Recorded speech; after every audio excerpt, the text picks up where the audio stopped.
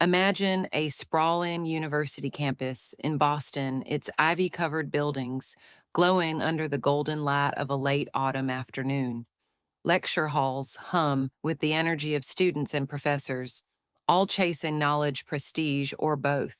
In the midst of this academic whirlwind, there's a woman who moves like a ghost through the corridors. Her name is Sarah. She's a janitor, nothing more, at least that's what everyone assumes. Her gray uniform is faded, her hands calloused from years of scrubbing floors and wiping down chalkboards. Her dark hair is tucked under a plain cap, and her face free of makeup carries the quiet weight of someone who's learned to blend into the background. Students rush past her without a glance. Professors step around her mop bucket without a word, and to the world, she's just another invisible cog in the machine. But what they don't know, what they couldn't possibly imagine, is that Sarah's mind holds a brilliance that could rewrite the stars. It's a crisp November evening, and the campus is buzzing with anticipation. The university's hosting a prestigious math symposium, a national event that's drawn the brightest minds in the field, professors with endless accolades, grad students hungry for recognition, and tech moguls scouting the next big breakthrough. The main lecture hall is packed, its tiered seats filled with eager faces, laptops glowing, and whispers of complex equations floating through the air. The symposium's centerpiece is a live problem-solving challenge, a fiendishly difficult mathematical proof that stumped experts for decades. Solve it and you're guaranteed a fellowship, a book deal, and a ticket to academic stardom. The energy's electric, and everyone's caught up in the thrill of it, everyone except Sarah. She's working her usual shift, pushing a cleaning cart through the halls, her footsteps soft against the polished floors. She overhears snippets of the event, the buzz about the prize, the debates over the proof, the names of famous mathematicians being tossed around like trading cards. Sarah doesn't say a word. She just keeps moving, emptying trash cans, wiping down desks. Her face calm, but her eyes sharp, absorbing every detail. To the students and faculty, she's invisible. A grad student, all swagger and confidence, brushes past her, muttering, "Out of the way, lady," without looking up from his phone. A professor adjusting his tie snaps, "Can you hurry it up? We've got important work here." Sarah nods, her expression unreadable, and moves on. She's used to it, the dismissals, the condescension, the way people assume she's nothing because she's holding a mop. But tonight, something's different. The symposium's organizers, looking to spice things up, announce an open challenge. Anyone in the room can step up to the whiteboard and take a crack at the proof. It's a publicity stunt, a chance to find a hidden genius among the crowd. The hall erupts in excitement. Grad students jostle for a chance, professors murmur strategies, and even a few bold undergrads throw their hats in the ring. Sarah's coworkers, a couple of other janitors, nudge her as they pass in the hallway. "You should try it," Sarah one says, half joking. "You're always scribbling in that notebook of yours." She shakes her head, her voice soft but firm. "Not for me," she says, and goes back to sweeping. That's when the spotlight finds her. One of the judges, a renowned mathematician named Dr. Evelyn Hart, spots Sarah lingering near the lecture hall's entrance, her cart parked in the shadows. Hart's a towering figure, sharp suit, sharper tongue, known for dismantling egos with a single question. Tonight she's bored, and Sarah's quiet presence catches her eye. Maybe it's the janitor's uniform, or the way she's standing unnoticed but attentive. Whatever it is, Hart sees a chance to play the crowd. "You there?" she calls, her voice cutting through the noise. The cleaner. "What's your deal? Gonna solve our little puzzle?" The hall bursts into laughter. Someone snorts. "What with a mop?" Another voice chimes in. "Stick to scrubbing." Hart grins, milking the moment. "Come on, don't be shy. Show us what a janitor's got." Sarah freezes her hands, tightening around the broom handle. The room's watching her now, every eye locked on her, waiting for her to crumble. The laughter's loud, cruel, and Hart leans forward, sensing an easy win. "What's the matter?" "Too tough for you," she taunts, winking at the crowd. They eat it up, phones out, ready to capture her humiliation. For a moment, it looks like she might slip away. Her shoulders sag, her gaze drops to the floor, and the weight of their judgment presses down like a tidal wave. But then something shifts. It's subtle, a slight lift of her chin, a glint of defiance in her eyes. She sets the broom against the wall, straightens up, and looks at Hart. Her voice is quiet, but it carries. All right, she says, I'll try. The room stumbles into silence, then explodes again. Cheers, jeers a mix of mockery and curiosity. Hart claps, delighted. Oh, this'll be good, she says. 5 minutes, janitor. Impress us or get back to your mop. Sarah doesn't respond. She just nods and steps toward the whiteboard. Her steps steady her face, a mask of calm. The crowd's buzzing, but she's already somewhere else, her mind-racing equations dancing behind her eyes. They think they've set her up to fail, but Sarah, she's carrying a secret that's been buried for years, and it's about to light up the room like a supernova.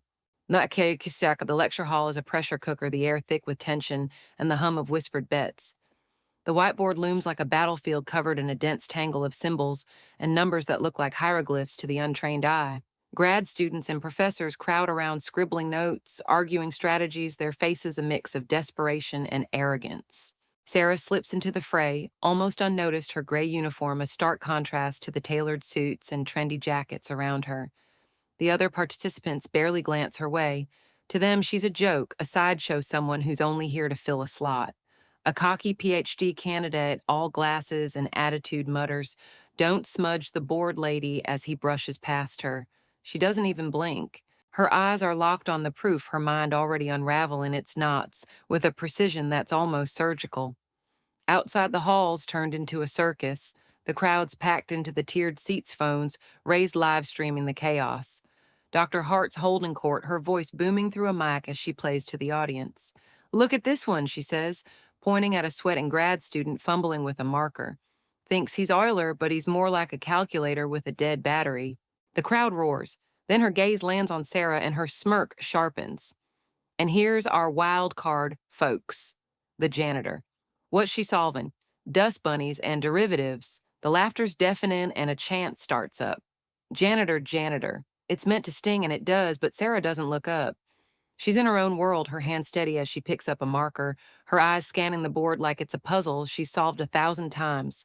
The clock's ticking down and the pressure's crushing. One contestant's cursing as his solution falls apart. Another's yelling about a missing variable shoving past a peer. Someone's laptop crashes and the crowd gasps as he scrambles to reboot. Sarah. She's calm as a frozen lake. She's writing now, her marker moving with quiet confidence, equations flowing from her hand like poetry. The guy next to her glances over, frowns, then goes back to his own work, like he's decided she's not worth his time. But the symposium's moderator, a grizzled professor who's seen it all, pauses by the board. He tilts his head, squinting at Sarah's work, and mutters, that's unusual." Sarah just nods her focus, unbroken her hand, tracing lines of logic that cut through the problem like a blade. The crowd's not laughing as much now.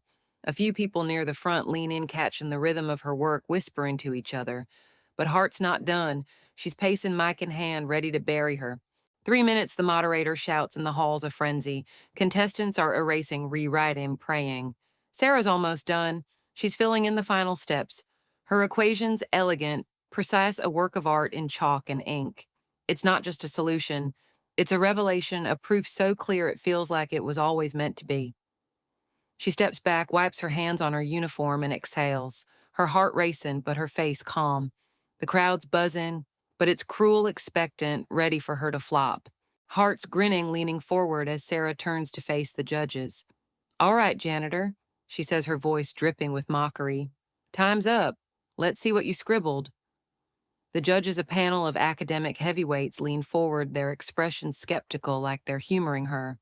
Hart grabs a clipboard, ready to dismiss her work with a flourish. "What's this, your grocery list in algebra?" she quips. And the crowd snickers, but it's thinner now, less certain. Sarah stands there, her face neutral, her eyes locked on the board. She doesn't say a word. She doesn't need to. The proof speaks for itself, or it would if anyone was listening. Hart steps to the board, scanning Sarah's work, her smirk still in place. Then she stops. Her eyes narrow. Her jaw tightens, and she traces a line with her finger, like she's trying to find a flaw. The other judges follow, and the reactions ripple across their faces, confusion, shock, disbelief. One judge, a bespectacled man with a reputation for silence, gasps, "My God." The crowd catches it. The shift and the chatter fades. People lean forward, sensing something's happening. Hart sets her clipboard down, slow, deliberate. She looks at Sarah, really looks at her for the first time. "What's your name?" she asks, her voice stripped of its edge. The room's so quiet you could hear a pin drop. Sarah meets her gaze, her voice soft but clear.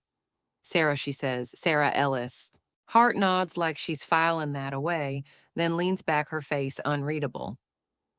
"Sarah," she repeats almost to herself. "Where the hell did you learn to do that?" The crowd murmurs, confused, excited. Someone yells, "What's going on?" but Hart ignores them. She turns to the other judges, who nod, their faces lit up like they've just seen the impossible. She grabs the mic stands, and the hall holds its breath.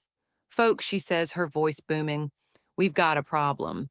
Because this," she points at the board, "this isn't just a solution, it's a goddamn masterpiece. And Sarah Ellis, she's no janitor, she's a mathematical genius." The hall explodes. Cheers, gasps, applause. It's chaos, but the good kind. People are on their feet, clapping, shouting her name. The other contestants look stunned, some clapping, others gaping like they've been hit by a truck.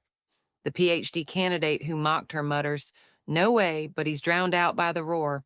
Sarah stands there, still calm, but there's a flicker in her eyes. Now pride, relief, maybe a hint of a smile. The judges are conferring, nodding, and Hart grabs the mic again. "Sarah Ellis, you're not just in the fellowship. You're the one to watch. And I'm begging you teach a class because I need to learn from you." That's when it clicks for someone in the crowd. A young professor, one of the symposium's organizers, stands up, his face pale. "Wait," he says, loud enough to cut through the noise.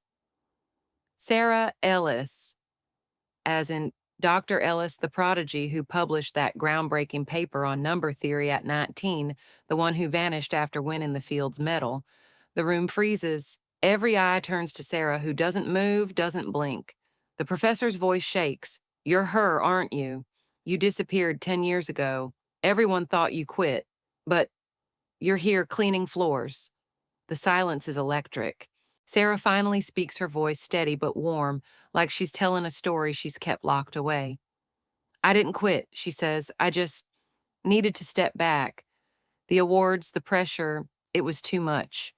So I came here to this university to be close to math without the spotlight, to think, to learn to be free." She glances at the board, her eyes softening. "But this is who I am." The crowd, stunned, whispering, piecing it together. Hart laughs a real laugh and shakes her head. "A Fields medalist mopping floors. Sarah, you're a legend hiding in plain sight." The moderator steps in, grinning, and hands Sarah a certificate for the fellowship. "You're in," he says, "and we're publishing your proof." The crowd roars again, chanting her name.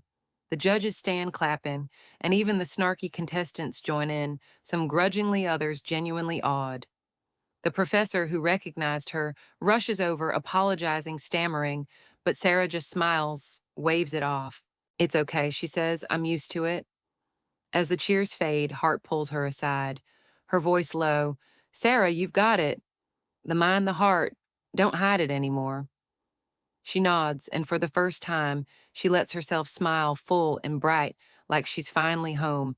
The hall's still buzzing, people snapping photos, already calling her the next big thing. But Sarah. She's just Sarah, standing tall, ready to solve the world's toughest problems on her terms. And the lesson here, don't judge a book by its cover. That quiet janitor, the one you barely notice, she might just be a mathematical titan waiting for her moment to shine. So next time you're in a lecture hall, look twice. You never know who's sweeping the floor or what they're capable of when the world finally sees them.